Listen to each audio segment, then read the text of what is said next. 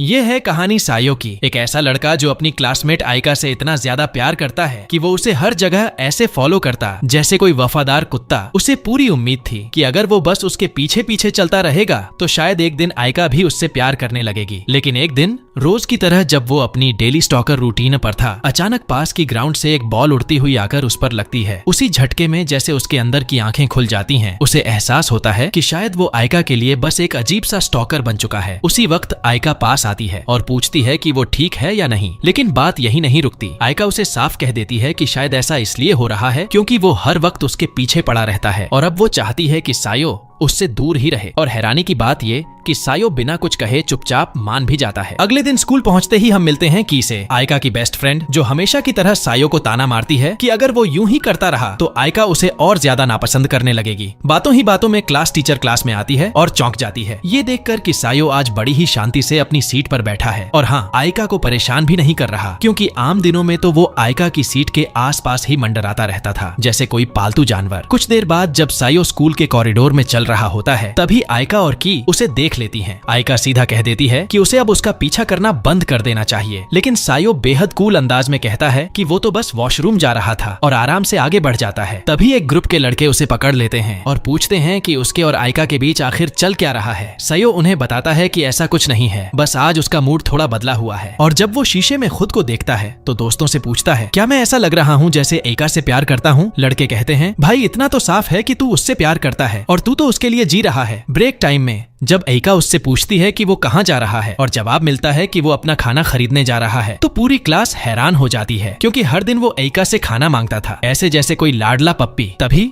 जैसे ही वो खाने बैठने वाला होता है, एक लड़की अचानक उसके पास आती है और पूछती है, तुम ही सायो हो ना? सायो थोड़ा हक्का बक्का हो जाता है, लेकिन जैसे तैसे उस लड़की से पीछा छुड़ाने की कोशिश करता है। लड़की खुद को रीना कहती है और चली जाती है। जब सायो वापस क्लास में आता है तो वही लड़का जो पहले उसे चिढ़ा रहा था फिर से मजे लेता है। तभी रीना भी उसे ढूंढते हुए वहाँ आ जाती है। सायो के दिमाग में बस एक सवाल, ऐसी लड़की यहाँ क्या कर रही है? दोस्त उससे पूछते हैं कि तुम दोनों के बीच चल क्या रहा है, लेकिन तभी क्लास में लड़कियां आती हैं और सायो फौरन आयका को सब समझाने की कोशिश करता है। मगर जब वो देखता है कि आयका थोड़ी खफा है तो बिना कोई और बात किए उसे बस यूं ही जाने देता है। फिजिकल एजुकेशन की क्लास में आयका फिर से सायो को इग्नोर करती है और उसका ध्यान भटकता है, जिससे वो बास्केटबॉल गेम में हार जाता है। थोड़ी देर बाद जब वो चेहरा धोने जा रहा होता है तो की फिर से सामने आ जाती है और तंज मारती है, दूसरी लड़कियों को ढूंढ रहा था क्या, जैसे कोई चीटर, और साथ ही रीना के बारे में बात करती है। जब सायो सुनता है कि रीना ने हाल ही में अपने बॉयफ्रेंड से ब्रेकअप किया है तो वो उसी बॉयफ्रेंड से बात करने निकल पड़ता है, ये जानने के लिए कि रीना क्या सोचती है। वो सुनता है कि रीना का एक्स अपने दोस्तों से कह रहा है, शायद मेरे टाइप की लड़की तो आयका जैसी हो। ये सुनकर सायो थोड़ा सोच में पड़ जाता है कि दुनिया में हर तरह के लोग होते हैं। तभी की आती है और फिर से उसे छेड़ती है, क्या बात है भाई, रीना वाली बात को लेकर परेशान है क्या? तभी सायो कुछ पूछना चाहता है, लेकिन रीना बीच में आ जाती है और कहती है, मुझे तुमसे बात करनी है। की मजाक करती है, अच्छा तो अब सब क्लियर कर ही दो कि क्यों तूने अपने एक्स से ब्रेकअप किया। की फिर बोलती है, उस लड़के की तो सोच ही खराब होगी जो इतनी बढ़िया लड़की को छोड़ दिया। रीना अब और सहन नहीं कर पाती, वो गुस्से में कहती है, कृपया दूसरों के एक्स को जज करना बंद करो, और वहाँ से भाग जाती है। सायो उसके पीछे दौड़ता है और तभी रास्ते में एक प्यारी सी लड़की से टकरा जाता है जो कुछ सामान लेकर जा रही थी। जब वो माफी मांगने की कोशिश करता है, वो लड़की घबराकर बिना कुछ बोले वहाँ से भाग जाती है। जैसे ही सायो की मुलाकात रीना से होती है, वो सबसे पहले उससे की कही बातों के लिए माफी मांगता है और फिर खुलकर बताता है कि जैसे सब अफवाहों में कहते हैं, हाँ उसे आयका बहुत पसंद थी, लेकिन अब इतने बार ठुकराए जाने के बाद उसे लगने लगा है कि अब वक्त है आगे बढ़ने का। फिर वो रीना से उसके एक्स बॉयफ्रेंड के बारे में पूछता है। रीना बताती है कि उसने सुना था कि उसके एक्स ने कहा था कि आयका जैसे लड़कियां ही उसके टाइप की होती हैं, और भले ही रीना को वो वैसे पसंद नहीं करता था, फिर भी ये सुनना उसे काफी तकलीफ दे गया। इसलिए अब वो चाहती थी कि उसका एक्स भी वही दर्द महसूस करे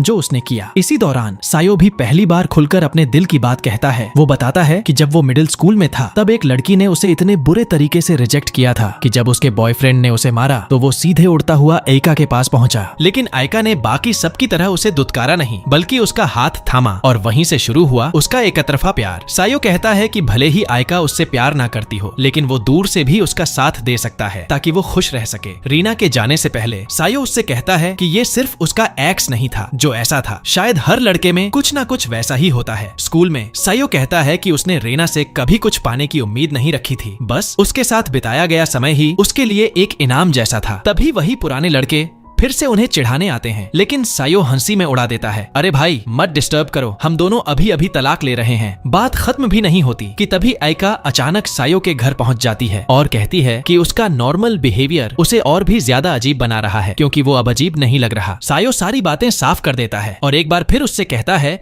कि क्या वो उसके साथ बाहर चलेगी, लेकिन आइका एक बार फिर से उसे रिजेक्ट कर देती है। इस बार सायो पहली बार उसे उसके नाम से नहीं बुलाता और पूरे सम्मान के साथ माफी मांगता है कि उसने इतने वक्त तक उसे परेशान किया। लेकिन बात यहीं खत्म नहीं होती। सायो की बहन जो छुपकर सब कुछ सुन रही थी उन्हें बीच में टोक देती है, इसलिए सायो उस पल को वहीं खत्म करता है और आइका को घर छोड़ने निकल पड़ता है। रास्ते में आइका उससे पूछती है कि आखिर वो उससे और क्या कहना चाहता था। सायो बताता है कि अब वो उसे बिल्कुल भी परेशान नहीं करेगा, बस चाहता है कि वो दोनों नॉर्मल क्लासमेट्स की तरह रहें। साथ ही वो थोड़ा मजाक में पूछता है कि क्या उसकी कोई ऐसी फ्रेंड है जो सायो के टाइप की हो। ये सुनते ही आइका का चेहरा गिर जाता है, वो नाराज, उदास और रोते हुए वहाँ से चली जाती है। अगले दिन सायो की से कहता है कि शायद अब वाकई आगे बढ़ने का वक्त आ गया है और सीट बदले जाने को वो एक नई शुरुआत की तरह देख रहा है। की उसे टोकती है, तो अगर तू वाकई सीरियस है तो ये भी समझ कि आइका के पास कभी कोई दोस्त नहीं थे, सिर्फ तेरे चक्कर में तू हर वक्त उसके आसपास मंडराता रहा। ये सुनकर सायो की सोच और भी मजबूत हो जाती है। अब वो सच में उसे दूर से सपोर्ट करेगा ताकि वो खुश रह सके। ब्रेक में वही पुराना लड़का यामाजाकी सायो से पूछता है कि क्या वो पिछले कुछ दिनों से थोड़ा डाउन नहीं लग रहा। सायो मुस्कुराकर कुछ बोलता है और क्लास से निकल जाता है। रास्ते में हम मिलते हैं रिन से, जो कि स्कूल की मोरल पब्लिक कमेटी की तेज तर्रार प्रेसिडेंट है। सायो को एहसास होता है कि वो जिस लड़की से पहले टकराया था रिन उसी से जुड़ी है। वो रिन से माफी मांगता है और आगे बढ़ने की कोशिश करता है, लेकिन रिन उसे रोकती है और बताती है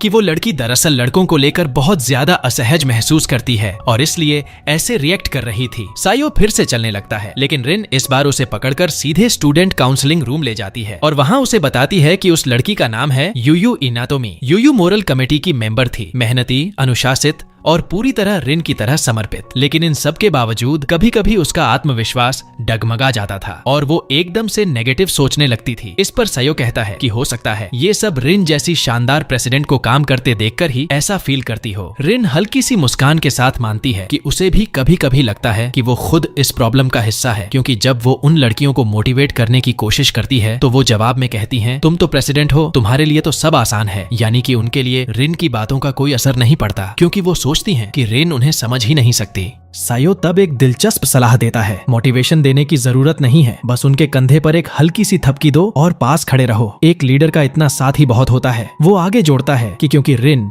उनके लिए एक बहुत बड़ी और रिस्पेक्टेड फिगर है, इसलिए सिर्फ उसकी मौन सपोर्ट से भी उनका आत्मविश्वास वापस आ सकता है। जैसे ही वो वहाँ से जाने वाला होता है, रिन उससे उसका नाम पूछती है, लेकिन सायो जो अब उस बातचीत से बचना चाहता है झूठ बोलता है, मेरा नाम यामाजाकी है। अगले दिन सायो अपनी बहन के साथ कुछ सामान स्टूडेंट काउंसिल के रूम तक पहुंचाने में मदद कर रहा होता है। तभी कैडे, स्टूडेंट काउंसिल की वाइस प्रेसिडेंट, देखती है कि आइका एक बार फिर अकेली जा रही है। वो सायो से कहती है, जाओ अब इस बार एक ढंग की बातचीत कर लो। दोनों जब मिलते हैं तो माहौल इतना टेंशन से भरा होता है कि कोई कुछ नहीं कहता, बस चुपचाप साथ चलते हैं, स्कूल तक पहुँचते हैं। वहीं के सायो को बताती है कि मोरल कमेटी की प्रेसिडेंट रिन उसे गुस्से में ढूंढ रही है। सायो वहाँ से भागने की कोशिश करता है, लेकिन तब तक रिन खुद बाहर निकल आती है और सामने से उसका सामना करती है। वो सीधा सवाल करती है, तुमने झूठ क्यों बोला और अब ब्रेक में काउंसलिंग रूम आ जाना। जब ब्रेक टाइम आता है तो सायो वहाँ पहुंचकर सबसे पहले माफी के तौर पर कुछ खाने का सामान देता है। रिन उससे पूछती है, झूठ बोलने की जरूरत क्यों पड़ी। सायो जवाब देता है, सोचो जरा, अगर कमेटी की किसी लड़की को मेरा असली नाम पता चल जाता तो कितना झंझट होता। और वैसे भी यामाजाकी नाम देने में कोई बुराई नहीं, क्योंकि उसे एक छोटी सी बातचीत में मैं तुमसे काफी इंप्रेस हो गया था। इतने में यूयू अपनी हिम्मत जुटाकर कहती है, शायद यामाजाकी सच में इंप्रेस हो गया होगा क्योंकि मैं बहुत सुंदर हूँ। सब थोड़ा हंसते हैं, लेकिन रिन तब सायो को बताती है कि उसने उसे वहाँ इसलिए नहीं बुलाया था। असल में वो चाहती थी कि यूयू उस दिन की अपनी हरकत के लिए सायो से माफी मांगे। यूयू फिर सायो से दिल से माफी मांगती है और कहती है कि वो पूरी कोशिश करेगी अपने अंदर के पुरुषों को लेकर डर को दूर करने की। क्लास में लौटते वक्त सायो देखता है कि आइका अब दूसरी लड़कियों से घिरी हुई है और जब की उससे पूछती है कि क्या वो उनके साथ बैठेगा तो वो मना कर देता है। मन ही मन सोचता है, शायद असल वजह यही थी कि आइका के कभी दोस्त नहीं बन पाए, मैं ही तो था जो उसकी दुनिया को सीमित कर रहा था। उसी वक्त वाइस प्रेसिडेंट केडे उसे स्टूडेंट काउंसिल रूम में बुलाती है और बिना समय गंवाए उस पर इल्जाम लगाती है कि उसने अपने डॉक्यूमेंट्स फर्जी बनाकर स्कूल में किसी काम के लिए अप्लाई किया है। सजा के तौर पर उसे एडमिन वर्क में लगा दिया जाता है। दूसरी तरफ यूयू रिन से कहती है, जब मैंने सायो से माफी मांगी तो ऐसा लगा जैसे उसकी आंखों में कुछ था, जैसे वो मुझसे कुछ कहना चाहता चाहता हो पर कह नहीं पाया। रिन को सायो की दी हुई सलाह याद आती है और वो भी बस यूयू के कंधे पर एक हल्की सी थपकी देती है बिना कोई बड़ा भाषण दिए। अगले दिन आयका की नई फ्रेंड्स उससे पूछती हैं, क्या हम आज तुम्हारे घर आ सकते हैं? तुम्हारी छोटी बहन तो बहुत ही प्यारी है। प्लान तय हो जाता है और तभी के सायो से पूछती है, तू भी चलेगा ना? सायो की नजरें सीधा आयका की तरफ जाती हैं, उसकी इजाजत का इंतजार करते हुए। लेकिन सायो को आयका से जो जवाब मिलता है वो सीधा और सख्त होता है। वो कहती है कि अपनी छोटी बहन के पास वो किसी ऐसे लड़के को भटकने भी नहीं देगी। स्कूल से लौटते वक्त जब सायो घर की ओर जा रहा होता है, आयका अचानक उसके पास आती है और पूछती है कि क्या वो सच में उनके घर नहीं आने वाला। लेकिन उससे पहले कि सायो कुछ जवाब देता, रिन आ जाती है। उससे कुछ पर्सनल बात करनी होती है। आयका कुछ नहीं कहती और चुपचाप सायो को रिन के साथ जाने देती है। रिन बिना घुमा फिराए सायो से पूछती है कि यूयू की माफी के बारे में उसका असली विचार क्या है। सायो साफ साफ कहता है कि उसे लगा यूयू की माफी सिर्फ एक बहाना थी ताकि वो ये कह सके कि अब वो लड़कों के सामने अपनी असहजता को दूर करने की कोशिश करेगी। और ये सब बस इसलिए मुमकिन हुआ क्योंकि वो रिन जैसी किसी इंसान के सामने खड़ी थी जो उसके लिए एक प्रेरणा थी। कुछ दिन बाद की सायो से पूछती है कि आयका से उसने अब तक एक भी शब्द क्यों नहीं कहा। सायो जवाब देता है कि उसे लगता है अगर उसने आयका से अभी बात की तो शायद वो उसके नए फ्रेंड सर्कल के साथ जो छोटी सी प्रगति कर रही है वो सब फिर से बर्बाद हो जाएगा। तभी हम मिलते हैं ससाकी से। वो फुल ऑन स्कूल का handsome football club member type लड़का है। वो सायो को आयका की छोटी बहन की कुछ तस्वीरें दिखाता है जो उसने उनके घर के बाहर क्लिक की थी। फिर वो खुद की बहन को भेज देता है क्योंकि ससाकी की बहन को ओनी-चैन सिंड्रोम वाला भाई भाई क्रश होता है। ब्रेक टाइम में सायो अकेला खाना खा रहा होता है जब यामाजाकी उसे अपने फ्रेंड ग्रुप में खाने के लिए बुलाता है। सब साथ बैठकर खाते हैं और लड़कियां उससे मजाक में पूछती हैं कि इतने टाइम आयका के आसपास रहने के बाद क्या उसके साथ कुछ सीरियस हुआ। फिर वो पूछती हैं कि जब रीना उससे इंटरेस्टेड थी तब क्या कुछ हुआ था उनके बीच। सायो कुछ जवाब देता इससे पहले ही आयका गुस्से में वहाँ पहुँचती है और उसे खींचकर एक अलग जगह ले जाती है। सायो कंफ्यूज होता है, उसे समझ नहीं आता कि आयका इतनी नाराज क्यों है। तभी आयका उससे सवाल करती है कि वो ऐसी लड़कियों से क्यों बात कर रहा था। कुछ पल के लिए उसकी आंखों में जलन और परवाह की झलक दिखती है लेकिन फिर बिना कुछ कहे वो वहाँ से चली जाती है। थोड़ी देर बाद सायो की के साथ बात कर रहा होता है जब अचानक स्टूडेंट काउंसिल का प्रेसिडेंट हयातो वहाँ पहुँचता है और उसे एक प्राइवेट बातचीत के लिए ले जाता है। हयातो कहता है कि इन दिनों कैडे काफी उलझन में है क्योंकि सायो में जो अचानक बदलाव आया है वो उसे बेचैन कर रहा है। कैडे को लगता है कि कहीं न कहीं वो खुद जिम्मेदार है क्योंकि शायद उसकी कही कुछ बातें ही थीं जिनकी वजह से उसका छोटा भाई अपनी युवाओं की बाहर छोड़कर एकदम बदल गया। सायो उसकी बातों को समझता है और हयातो के साथ उस जगह पर जाता है जहां उसकी बहन उसका इंतजार कर रही होती है। वहां पहुंचकर सायो अकेले अपनी बहन से बात करता है। वो कहता है कि उसे अपने फीलिंग्स बताने में डरने की जरूरत नहीं है क्योंकि जो बदलाव उसके अंदर आए हैं वो उसने खुद चुने हैं। काइडे जवाब देती है कि उसे लगता है उसकी वजह से ही सायो ने उस लड़की के लिए उम्मीद छोड़ दी जिससे वो प्यार करता था। लेकिन सायो मुस्कुराता है और कहता है कि अब बस बहुत हो चुका क्योंकि उसने कभी अपनी बहन को किसी प्यारी और सौम्य बड़ी बहन की तरह देखा ही नहीं, तो उसके लिए ये जरूरी नहीं कि वो अब बदलने की कोशिश करे। भाई बहन की ट्यूनिंग कभी कभी ऐसी ही होती है। जैसे ही वो दोनों ये बातचीत कर रहे होते हैं, आयका अचानक गुस्से में वहाँ आ जाती है और सायो से कहती है कि वो अपनी बहन से ऐसे बात करने के लिए माफी मांगे। सायो फिर सीधा पूछ लेता है, क्या तुम सच में इतना लंबा रास्ता सिर्फ इसलिए तय करके यहाँ तक आई हो क्योंकि तुम मेरी फिक्र कर रही थी? आयका कुछ नहीं बोलती लेकिन उसके चेहरे पर सब कुछ साफ झलक रहा होता है। वो चुपचाप पीछे मुड़ती है और बिना कुछ कहे वहाँ से चली जाती है। अगले दिन की कहती है कि शायद वो पिछले कुछ दिनों में सायो के साथ थोड़ा ज्यादा कठोर हो गई थी। आयका थोड़ी झिझक के साथ उसके सामने माफी मांगती है और कहती है कि उसे थोड़ा अजीब लग रहा था कि उसकी छोटी बहन सायो के साथ इतनी जल्दी घुल मिल गई थी। पिछले कुछ दिनों से सायो के बदले बर्ताव के बाद जब वही दोस्त फिर से आयका के घर आते हैं तो की कहती है कि आयका पिछले कुछ वक्त से कुछ उदास सी लग रही है। ऐसा लगने लगा था कि जब से सायो ने उसका पीछा करना बंद किया है, आयका में कोई खालीपन सा आ गया है। आयका खुद नहीं समझ पा रही थी कि वो क्यों परेशान है, लेकिन की बड़ी साफगोई से कहती है, शायद दिल के किसी कोने में सायो तेरे लिए वाकई में मायने रखता था। वो आगे कहती है कि शायद अब वक्त है कि आयका भी थोड़ा सा कदम आगे बढ़ाए और सायो के लिए अपनी तरफ से कुछ करे। उधर कैडे सायो से कहती है कि उसे अब अपना हेयर कट करवा लेना चाहिए क्योंकि अब उसका लुक थोड़ा बिखरा बिखरा सा लग रहा है। सायो हंसते हुए जवाब देता है, पहले मैं हर काम इसलिए करता था ताकि आयका को इम्प्रेस कर सकूं और जब अब वो जिम्मेदारी नहीं रही तो बाल कटवाना भी भूल गया। क्लास खत्म होने के बाद आयका थोड़ी झिझक के साथ सायो से दोबारा कनेक्ट करने की कोशिश करती है लेकिन सायो उसकी कोशिश को समझ नहीं पाता और सीधा अपने टिफिन के साथ अकेले खाने निकल पड़ता है। लेकिन तभी रिन आती है और कहती है, चलो हमारे साथ खाना खाओ। यूयू चाहती है कि तुम भी उसके साथ बैठो। वहाँ हमें आया से मिलवाया जाता है, यूयू की बचपन की दोस्त जो सायो की यूयू से नजदीकी को लेकर थोड़ी असहज होती है। खाने के बाद रिन सायो से पूछती है कि उसे यूयू के अंदर आया ये चेंज कैसा लग रहा है। सायो उसकी बजाय आया के बारे में पूछता है। रिन बताती है कि आया कुछ यूयू के लिए एक मम्मी मुर्गी टाइप की प्रोटेक्टिव फ्रेंड है। वो उससे बहुत प्यार करती है और उसके लिए बहुत पजेसिव है। रिन आगे कहती है कि सायो जैसा सोच रहा है वैसा आया बिल्कुल नहीं है, बल्कि उसने कभी सायो को बुरा नहीं समझा, क्योंकि वो जानती है कि सायो ने ही यूयू को उस डर से बाहर निकलने में मदद की है जो वो लड़कों को लेकर महसूस करती थी। रिन कहती है कि सायो ने सिर्फ यूयू की मदद नहीं की,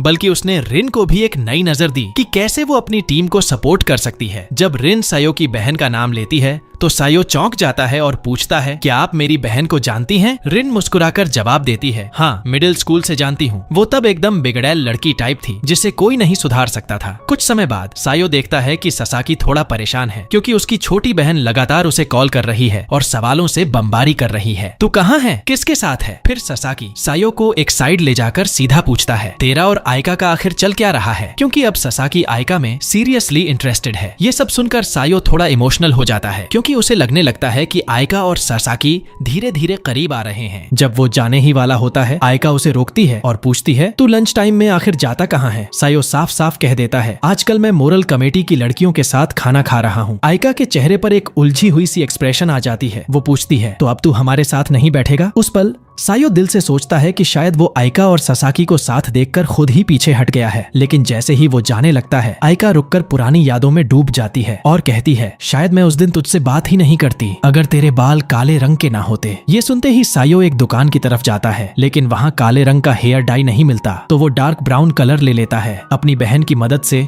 वो रातों रात अपने बाल फिर से रंग लेता है, जैसे पुराने सायो की एक झलक वापस आ रही हो। अगले दिन वो देखता है कि उसके एग्जाम रैंकिंग में भारी गिरावट आई है। वो अब पहले जैसा टॉपर नहीं रहा। शायद वजह ये है कि अब वो पहले की तरह आयका के पीछे नहीं भाग रहा, इसलिए मोटिवेशन भी कम हो गया है। जब वो ओवरऑल टॉपर्स की लिस्ट देखता है तो चौंक जाता है। आयका अब टॉप 3 में है। तभी उसे एहसास होता है कि शायद वही वजह था कि आयका पहले कभी ऊपर नहीं जा पाई, क्योंकि पहले उसकी रैंक 27 थी और उसकी खुद की 32, लेकिन अब वो पेस्टीटवे नंबर तक गिर चुका है और आयका आसमान की ओर बढ़ चुकी है। कुछ दिन बाद आयका की फ्रेंड्स फिर से कहती हैं कि वो उसके घर आना चाहती हैं, क्योंकि उसकी छोटी बहन इतनी क्यूट है। इसी दौरान ससाकी मजाक में पूछता है, इस बार सायो को बुलाया जाएगा या नहीं? पिछले कुछ दिनों में आयका और सायो के बीच एक अजीब सी दूरी आ गई थी। जो पहले हर पल आयका के आसपास मंडराता रहता था, अब वही लड़का जैसे खुद में सिमट गया था। लंच के बाद सायो देखता है कि कुछ लड़कियां क्लासरूम के बाहर आयका के बारे में बात कर रही थी। जब उसने उनसे बात करने की कोशिश की तो एक लड़की डर के मारे चीख मार देती है। सायो इस पर मजाक करता है और वो लड़कियां शर्मिंदा होकर वहां से चली जाती हैं। दूसरी तरफ जब आयका और सायो स्कूल की ओर जा रहे होते हैं और बारिश शुरू हो जाती है, तो चलते चलते अचानक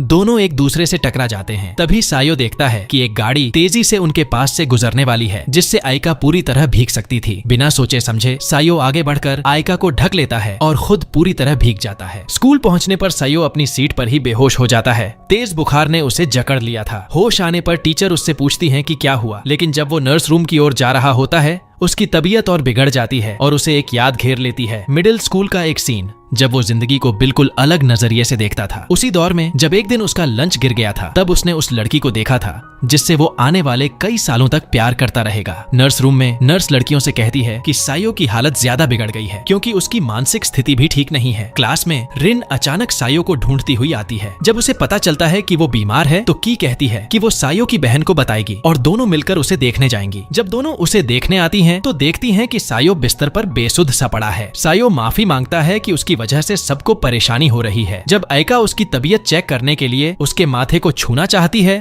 तो वो मना कर देता है। वो कहता है, मैं नहीं चाहता कि तुम बीमार हो जाओ, इसलिए मत छूना। लेकिन जब उसकी बहन और रिन वहाँ आती हैं, तो वो बिना किसी झिझक के उन्हें पास आने और उसका माथा छूने देता है। कुछ दिन बाद पहले दिखी ब्लॉन्ड लड़की फिर से सायो से बात करती है। जब वो आयका को देखती है तो सीधा उसके पास जाती है और एक बात रखने की कोशिश करती है। वहीं वो अपना नाम बताती है, क्लॉडीन, और कहती है कि वो स्टूडेंट काउंसिल प्रेसिडेंट बनने की कैंडिडेट है और आयका से उसे सपोर्ट करने को कहती है। सायो बिना झिझक उससे पूछता है, तुम चाहती हो कि आयका बस तुम्हारी प्रचार प्रसार वाली पोस्टर गर्ल बन जाए? फिर वह कहता है कि ये बहुत ही घटिया आइडिया है, क्योंकि आयका उससे कहीं ज्यादा सुंदर है, और अगर लोग सोचने लगे कि असली कैंडिडेट आयका है लेकिन असल में तुम हो, तो वोटर्स बहुत ज्यादा निराश हो सकते हैं। ये सुनते ही क्लॉडीन गुस्से से तिलमिला उठती है और आयका पर ही भड़क जाती है। फिर वहाँ बनती भीड़ के सामने कहती है कि वो फिलहाल के लिए वहाँ से जा रही है। इसके बाद जब सायो दोपहर का खाना ढूंढ रहा होता है, तो यूयू उसे बुलाती है कि आकर उसके साथ खाए। रिन भी कहती है कि उसे उनके साथ बैठना चाहिए, क्योंकि अब तक वो एक भी लड़का फर्स्ट या सेकंड ईयर से अपने ग्रुप में नहीं जोड़ पाई है। खाना खाते वक्त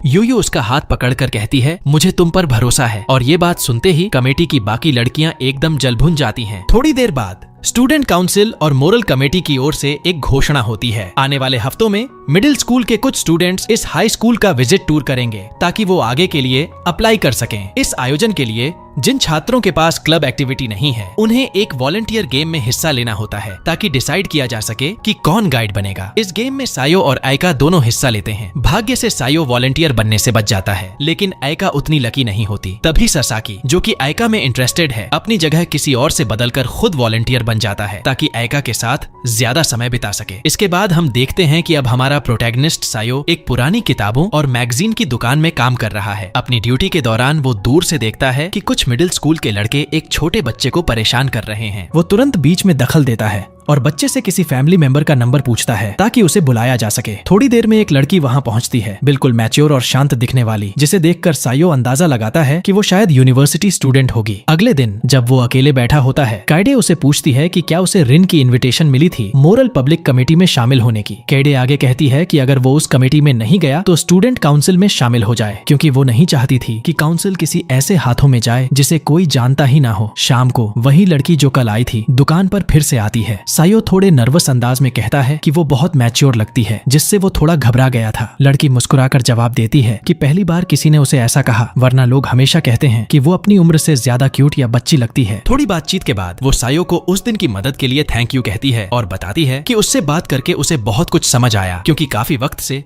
उसने किसी लड़के से ढंग से बात नहीं की थी। फिर जाते जाते वो सायो को एक छोटा सा गिफ्ट देती है और पूछती है कि क्या वो फिर से इस दुकान पर आ सकती है। कुछ दिन बाद वही लड़की फ्यूका फिर से दुकान पर आती है और दोनों थोड़ी देर तक बातें करते हैं। सायो उसके पहने हुए हैंडमेड एक्सेसरी की तारीफ करता है, जिस पर फ्यूका बताती है कि ये उसने अपने पापा के साथ समुद्र किनारे एक छोटी दुकान से खुद बनाया था। जब सायो उस जगह का जिक्र सुनता है तो उसके दिमाग में चलता है कि इस साल आयका के लिए भी ऐसा कुछ देना चाहिए या नहीं, या शायद अपने उस एकतरफा प्यार के लिए आखिरी बार कुछ खास कर लेना चाहिए। लेकिन तभी फ्यूका के चेहरे की खुशी देखकर उसे एहसास होता है कि वो खुद उस जगह को लेकर कितनी एक्साइटेड है। इसलिए वो उससे पूछता है, क्या तुम मेरे साथ चलना चाहोगी? जैसे ही वे मेट्रो स्टेशन पहुंचते हैं, सायो देखता है कि फ्यूका थोड़ी अनकंफर्टेबल लग रही है। वो पूछता है, सब ठीक है? फ्यूका धीरे से कहती है कि इस तरह के कपड़े पहनकर बाहर निकलना उसे अजीब लग रहा है, क्योंकि वो आमतौर पर अपनी मिडिल स्कूल की यूनिफॉर्म ही पहनती थी। सायो हैरानी से पूछता है, तुम्हारे दोस्त कुछ नहीं कहते? फ्यूका मुस्कुराकर जवाब देती है कि कहते तो हैं, लेकिन वो उन कपड़ों से बहुत जुड़ी हुई है, इसीलिए उन्हें छोड़ना आसान नहीं है। वहीं दूसरी ओर आयका की फ्रेंड्स आयका की छोटी बहन के साथ बीच पर जाने की प्लानिंग करती हैं और रास्ते में सायो के घर से गुजरती हैं। की उसे साथ चलने का न्योता देती है, लेकिन वो मना कर देता है क्योंकि इस वक्त वो पहले से ही फ्यूका के साथ बीच पर है। वहीं सायो के मन में सवाल आता है, यूनिवर्सिटी में डेट्स कैसी होती होंगी? कुछ देर सोचने के बाद वो फ्यूका से पूछता है कि वो अक्सर बीच पर आती है क्या? फ्यूका बताती है कि हाँ, वो हर साल अपनी फैमिली के साथ आती है, हालांकि ज्यादा बार नहीं, क्योंकि उसके स्विम सूट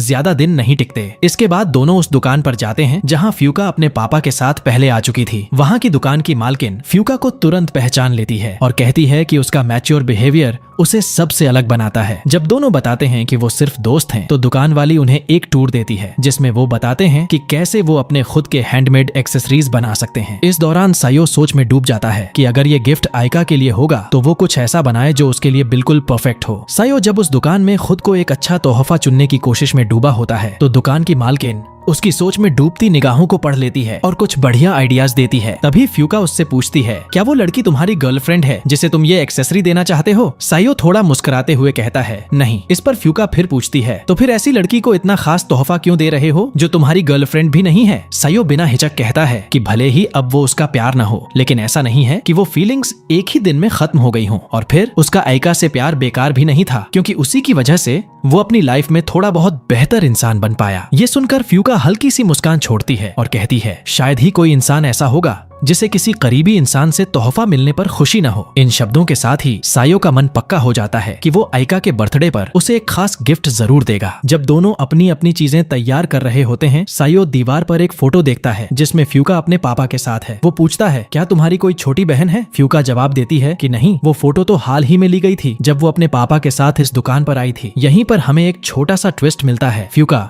जो अब तक यूनिवर्सिटी स्टूडेंट जैसी लग रही थी, असल में एक ओनल गर्ल्स हाई स्कूल की फाइनल ईयर स्टूडेंट है। थोड़ी देर बाद जब दोनों अपनी क्राफ्टिंग कर रहे होते हैं, फ्यूका अचानक पूछ बैठती है, तुम अब भी इतना सब क्यों कर रहे हो उस लड़की के लिए जिसे तुमने छोड़ दिया है? सायो थोड़ी देर चुप रहता है, फिर कहता है, शायद अब मैं ये सब अपने लिए कर रहा हूँ, किसी और के लिए नहीं। फिर मुस्कुराकर जोड़ता है, शायद तुम समझ पाओगी जब कभी तुम्हें भी किसी से प्यार हो। ये सुनकर फ्यूका शर्म से लाल हो जाती है और थोड़ा झिझकते हुए पूछती है, प्यार आखिर होता क्या है? सायो खुद भी थोड़ा भावुक हो जाता है और कहता है कि वो भी ठीक नहीं जानता कि प्यार क्या होता है, लेकिन हाँ, उसने जो भी फील किया उसी के चलते वो थोड़ा तो इंसान बना। उधर आइका रास्ते में किसी को सायो जैसा एक लड़की के साथ चलते देखती है। वो थोड़ी देर तक घूरती है, लेकिन खुद को समझाती है कि नहीं, सायो ऐसा नहीं हो सकता, सायो तो बस सायो है। वहीं सायो फूका को समझाता है कि उसे प्यार को लेकर घबराने की जरूरत नहीं है, क्योंकि ऐसे जज्बात जिंदगी में बिना बताए अचानक दस्तक देते हैं। कुछ दिन बाद इचिनोसे नाम की एक थोड़ी शर्मीली लड़की सायो की किताबों की दुकान में आती है। वो सायो की क्लासमेट थी और पार्ट टाइम जॉब ढूंढ रही थी, क्योंकि सायो अब नौकरी छोड़ने वाला था। दुकान के मालिक को उसके सीवी की भी जरूरत नहीं पड़ती, क्योंकि वो पहले से उनकी रेगुलर कस्टमर थी और दोनों में एक भरोसे का रिश्ता बन चुका था। लेकिन जब मालिक की पत्नी उसका चेहरा देखती है तो कहती है कि उसका भारी फ्रिंज बहुत कुछ ढक रहा है और उसे ट्रिम कर देना चाहिए। तभी सायो बात में दखल देता है और इचिनोसे से पूछता है, तुम इतने लंबे फ्रिंज के साथ किताबें कैसे पढ़ती हो? इचिनोसे जवाब में एक हेयर क्लिप दिखाती है जिसे वो पढ़ते वक्त लगाती है। ये देखकर दुकान की आंटी संतुष्ट हो जाती हैं और उसे उसी हालत में जॉब करने की अनुमति दे देती हैं। अगले दिन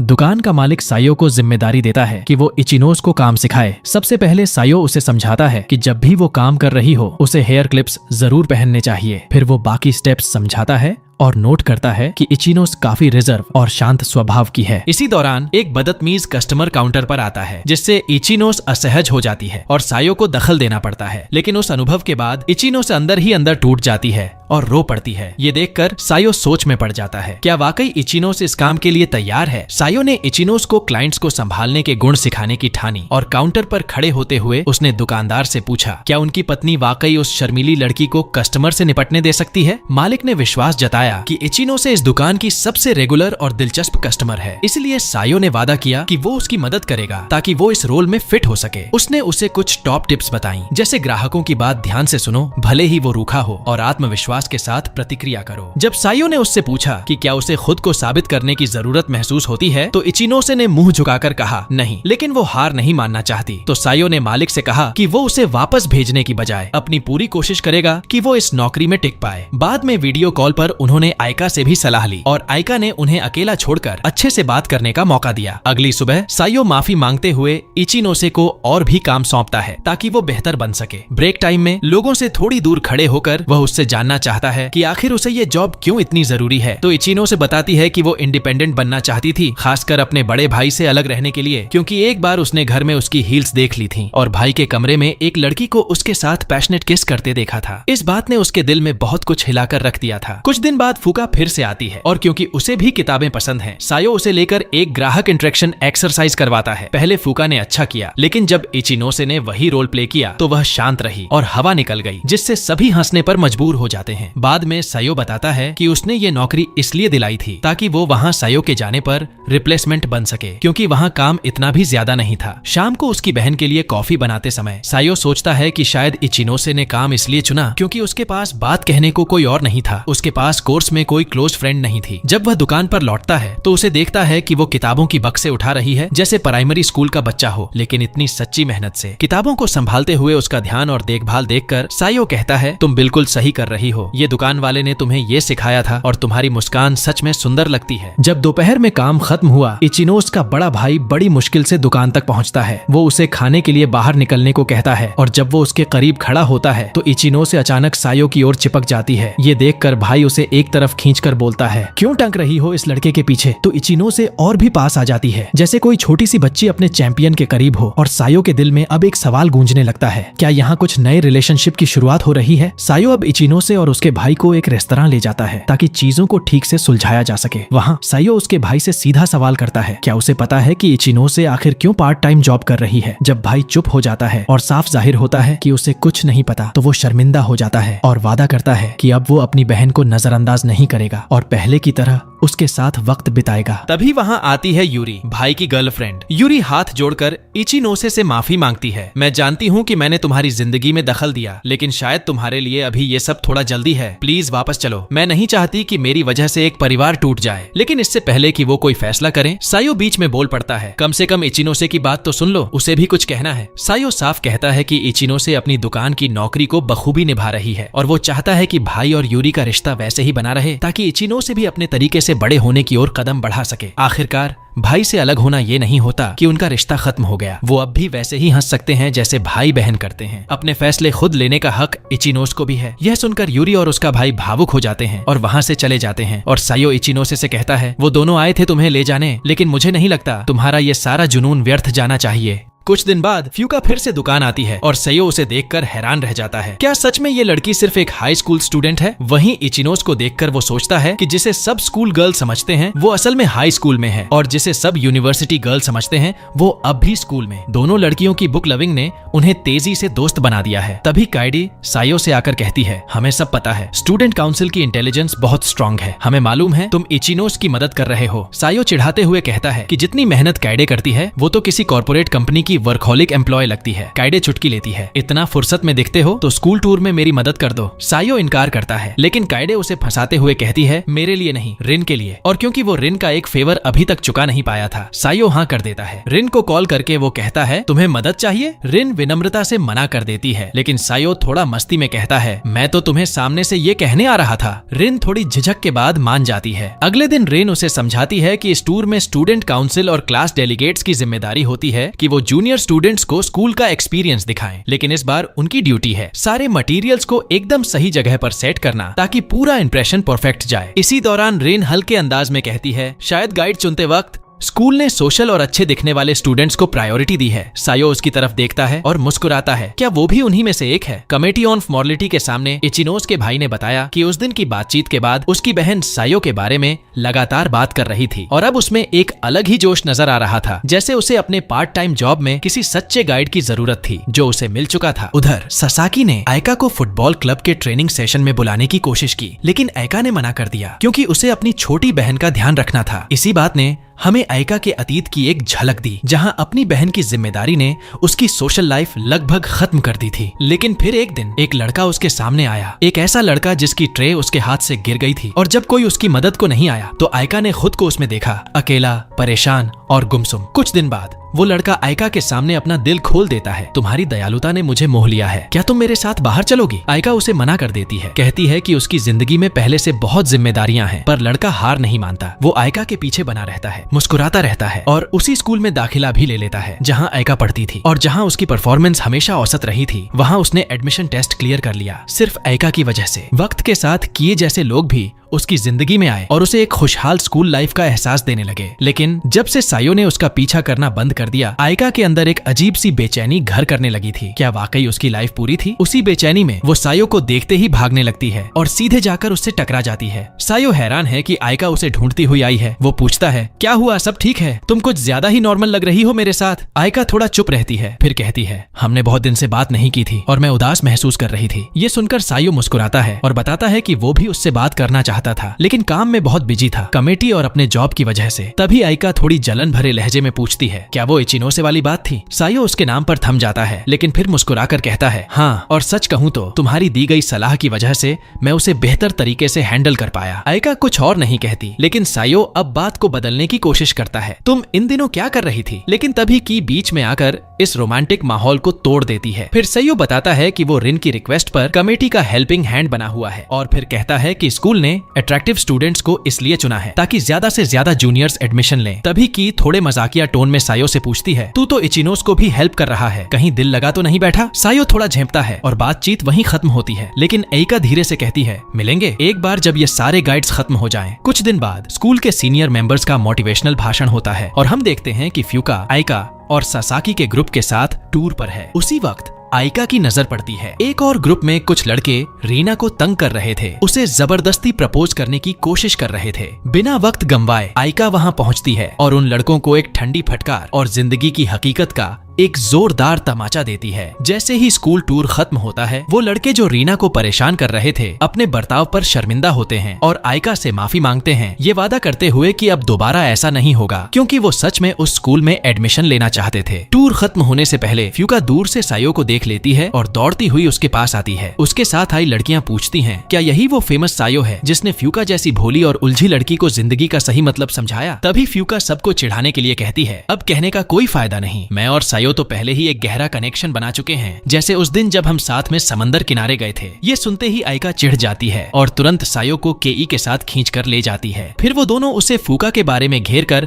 सवालों की बौछार कर देती हैं। आयका थोड़ी शर्माते हुए कहती है, अगर तुम फ्यूका के साथ टाइम बिताओगे तो हमसे भी उतना ही समय बिताना पड़ेगा। कुछ दिनों बाद सायो और इचिनोसे दुकान बंद कर रहे होते हैं क्योंकि तेज बारिश आने वाली होती है। उसी दौरान सायो देखता है कि आयका बारिश में भीगती हुई उसकी ओर आ रही है। इचिनोस को देखकर आयका उससे पूछती है, क्या तुम सच में बदल गई हो? और फिर बताती है कि वो सिर्फ उसे देखने आई है। वो पूछती है कि क्या सायो अब भी पार्ट टाइम जॉब करेगा? सायो जवाब देता है कि उसका असली प्लान है गर्मियों की छुट्टियों के बाद काम छोड़ देने का। इचिनोसे हल्की उदासी में नजर आती है तो सायो उसे दिलासा देता है, चाहे ऐसा न लगे लेकिन तुम अब खुद अपने पैरों पर खड़ी हो, मेरी जरूरत नहीं रही। तभी अचानक फ्यूका भीगती हुई दुकान में दाखिल होती है। आयका को देखकर वो उसका शुक्रिया अदा करती है पिछले गाइडेंस के लिए, और इचिनोस भी उसे बुलाकर सुखाने लगती है क्योंकि वो दोनों अक्सर किताबों के बारे में बातें करते हुए वक्त बिताते हैं। थोड़ी देर की बातचीत और एक छोटा सा फिसलन भरा पल गुजरने के बाद लड़कियां हंसते हुए कहती हैं कि उनका इरादा छुपकर देखने का नहीं था और दरवाजा बंद कर देती हैं। इसके बाद आयका थोड़ी हिचकिचाते हुए कहती है, मैं तुमसे हमारे घर आने की बात करने आई थी। सायो हैरान होकर पूछता है, मतलब अब भी वैलिड है वो इनविटेशन? आयका हाँ में सिर हिलाकर कहती है, हाँ, लेकिन तुम्हें एक अच्छे बड़े भाई जैसा बिहेव करना होगा, और सच कहूँ मैं चाहती हूँ कि तुम हमारे घर आओ। अगले दिन जब सायो मन ही मन खुद को आयका के घर जाने के लिए तैयार कर रहा होता है, तब अचानक की आ जाती है और बिना किसी झिझक के डोरबेल बजा देती है। घर के अंदर जाते ही सायो खुद को आयका की छोटी बहन से मिलवाता है। थोड़ी देर में वो समझ जाता है कि ये छोटी बच्ची बहुत ज्यादा एनर्जेटिक है, लेकिन आयका कहती है, वैसे तो ये बहुत शांत रहती है, लेकिन तुम्हारे साथ ये कुछ ज्यादा ही एक्साइटेड है। थोड़ा और खेलते खेलते सायो इतना थक जाता है कि वो लगभग बेहोश ही हो जाता है। उसी वक्त आयका की मम्मी घर लौटती है। सायो तुरंत सीधा होकर एकदम औपचारिक स्टाइल में अपना परिचय देता है, मैं सायो हूँ। मम्मी मुस्कुराकर पूछती हैं, ओह, क्या तुम वही सायो हो जिसके बारे में मेरी बेटी अक्सर बातें करती है? आयका थोड़ी शर्मा जाती है और कहती है, मम्मी मेरे फ्रेंड्स अब जा रहे हैं। मम्मी दरवाजे तक आती हैं और सायो से कहती हैं, अगली बार जब मिलेंगे तो लंबी बात करेंगे। घर लौटते समय की जानबूझकर एक अलग रास्ता पकड़ लेती है ताकि आयका और सायो को अकेला वक्त मिल सके। रास्ते में आयका कहती है, पता है अब स्कूल लाइफ कुछ ज्यादा ही मजेदार लगने लगी है, शायद इसलिए कि मैंने अब कई दोस्त बना लिए हैं। सायो थोड़ा गिल्टी महसूस करते हुए कहता है, शायद ये मेरी ही गलती है, लेकिन आयका उसे साफ करती है, नहीं, अगर तुम नहीं होते तो मैं कभी खुल नहीं पाती, ना ही लोगों से मिल पाती। घर के हालात, पैसे की टेंशन, सब ने मुझे रोक रखा था, लेकिन तुम वो वजह बने जिससे मैंने दोबारा किसी को अपनाना सीखा। हाँ, आज मेरे पास दोस्त हैं, लेकिन उसके बावजूद ऐसा लगता है जैसे कुछ अधूरा है। कोई है जिसकी कमी मैं हर वक्त महसूस करती हूँ, कोई जो हमेशा वहीं होता है जहाँ मुझे लगता है कि मैं बिलोंग करती हूँ, और वो हो तुम। तभी आसमान में बहुत सारे पटाखे फूटते हैं और तेज आवाज से घबराकर आयका सायो से लिपट जाती है। धीरे से वो पूछती है, क्या तुम दोबारा मेरा नाम नहीं लोगे? फायरवर्क्स के खत्म होने के बाद सायो चुपचाप उसकी उंगलियों की तरफ हाथ बढ़ाता है और आयका उसकी उंगलियों को थाम लेती है। फिर सायो उसका हाथ पूरी तरह पकड़ लेता है और उसे उसके घर तक छोड़ने चलता है, बस थोड़ा और वक्त साथ बिताने के लिए। और अगली सुबह जब सायो स्कूल जाने के लिए निकलता है तो देखता है कि आयका उसके इंतजार में खड़ी है, ठीक वैसे ही जैसे पहले हुआ करता था। और यहीं पर ये खूबसूरत कहानी खत्म होती है। अगर आप यहाँ तक देख चुके हैं तो शुक्रिया, मैं यहाँ और भी जबरदस्त वीडियो डाल रहा हूँ जो तुम्हें जरूर पसंद आएंगे। तुम्हारा कीमती वक्त देने के लिए बहुत बहुत धन्यवाद। फिर मिलेंगे अगली कहानी में।